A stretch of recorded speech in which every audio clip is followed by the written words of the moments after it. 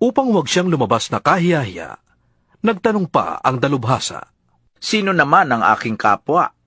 Sumagot si Jesus.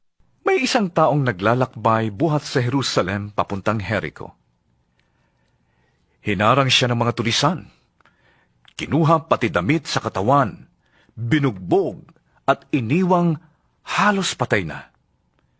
Nagkataong dumaan doon ang isang paring Hudyo. Nang makita ang taong nakahantusay, lumihis siya at nagpatuloy sa kanyang paglakad. Dumaan din ang isang Levita.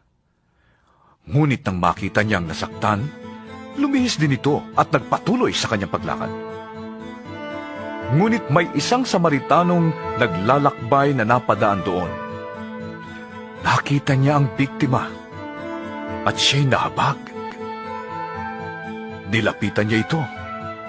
Binuhusan ng langis at alak ang mga sugat at binendahan. Pagkatapos, isinakay ng Samaritano sa sarili niyang hayop ang lalaki at dinala ito sa bahay panuluyan at inalagaan doon. Kinabukasan, binigyan niya ng 2 denaryo ang may-ari ng bahay panuluyan at sinabi, "Heto, alagaan mo siya, at kung higit pa riyan ang iyong magagastos, babayaran ko sa aking pagbabalik."